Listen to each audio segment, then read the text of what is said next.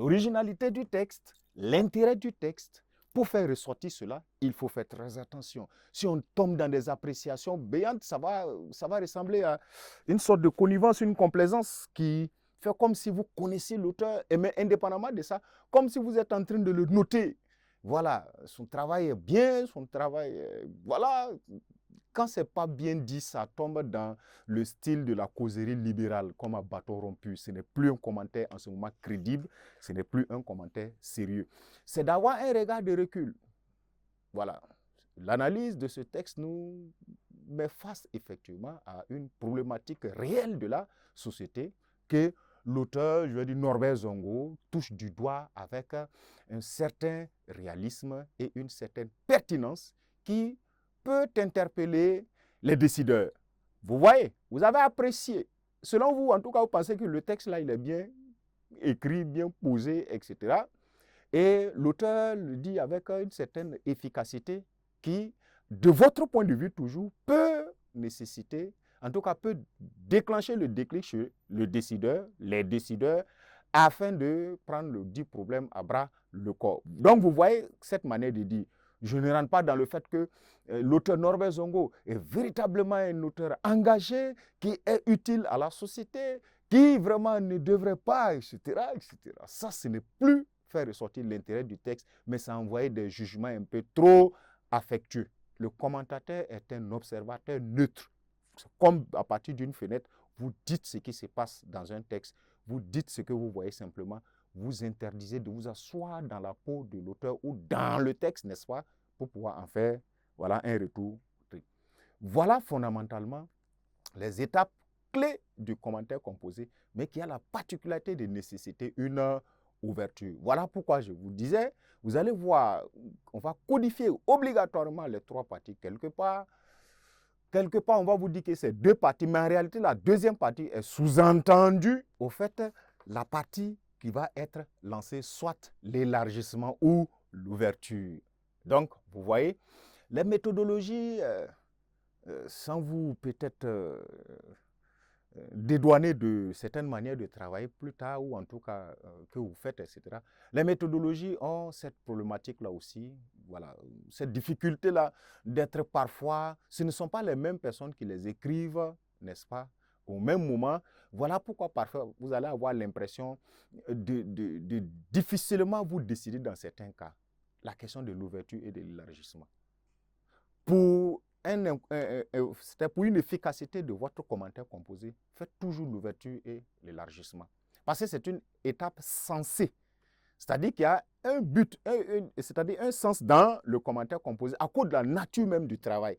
Vous voyez, différemment des autres exercices, on ne sort pas d'un texte à commenter dès qu'on engage son analyse. Peu importe la quantité d'ouvrages qu'on a lus, peu importe la culture générale qu'on a, les citations qu'on a à l'appel dans la tête, on ne peut pas faire idée exemple dans un commentaire composé.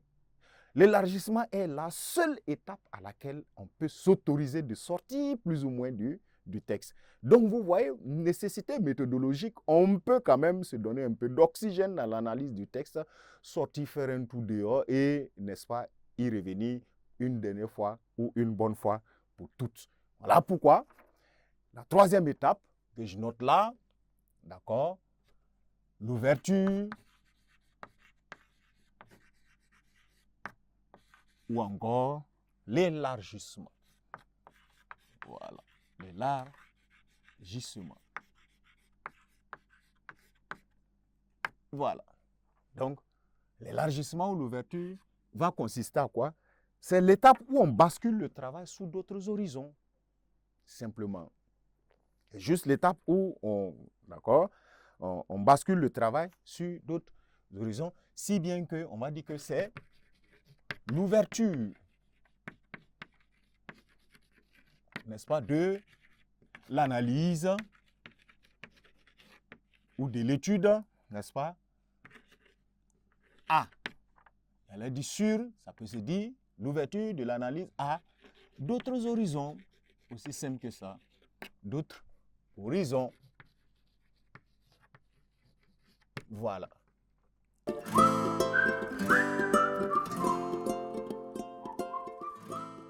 À d'autres horizons. Et L'ouverture à d'autres horizons, c'est large dans le commentaire composé. Vous pouvez le faire sur des textes identiques, du même genre, des auteurs ayant abordé, n'est-ce pas, la même thématique. Vous faites en tout cas une correspondance du texte à des textes homologues, à des auteurs homologues, bref, ayant abordé la même thématique. Donc, autre horizon signifie quoi? Il suffit de simplement mettre en lien le texte avec un autre auteur. Le texte est parti sur un autre horizon. Au sein d'un autre groupe de débatteurs, ou on va dire comme ça, une griffe, voilà, qui font de la réflexion sur le même thème, c'est ouvert à autre horizon. Voilà ce qu'il faut comprendre dans la notion de horizon. Donc, ça va signifier que, n'est-ce pas, le texte d'étude est mis en relation. Le texte est mis en relation avec d'autres textes du même registre. Et dans registre, j'ai envie de parler de genre. Voilà. Texte est mis en relation avec. Si vous connaissez un auteur qui a écrit un texte semblable ou à la thématique semblable à celle que vous êtes en train d'étudier dans le texte qui est entre vos mains, vous allez dire que c'est aussi le cas de tel texte évoquant la réalité persistante, la réalité que vous avez soulevée dans l'intérêt du texte. D'accord? Donc le texte est mis en relation avec d'autres textes du même registre, du même genre, etc. Avec aussi, n'est-ce pas, d'autres thématiques identiques. Thématiques identiques. N'est-ce pas? Le même thème a été évoqué ailleurs. Vous pouvez, n'est-ce pas, ouvrir à cela. Il y a des thèmes qui ont des extensions qui se ressemblent plus ou moins. L'amour et la haine, l'argent, la prospérité, le luxe, etc. D'accord? Ce sont des thématiques qui sont plus ou moins voisines. Et votre thèse d'étude peut être mis en relation avec une thématique pareille, mais avec aussi d'autres auteurs. D'autres auteurs, n'est-ce pas, ayant abordé, n'est-ce pas, la même thématique. Et l'ouverture à d'autres horizons se caractérise, vous voyez, par ceci. En ce moment, votre texte n'est pas, d'accord, votre commentaire composé aussi n'est pas le lieu de créer un nouveau sujet dans l'analyse, mais c'est vraiment de faire une relation, une mise en lien minimale, juste sans développer ce deuxième texte auquel vous pensez. Sinon, vous serez en train d'inviter le traitement d'un autre texte dans le texte de départ. Il ne s'agit pas d'aller polémiquer ou en tout cas d'aller développer longuement sur un autre auteur sur lequel vous avez débouché. Sinon, ce serait en train de faire une analyse à concurrence ou à concurrence maintenant avec l'auteur du texte que vous avez.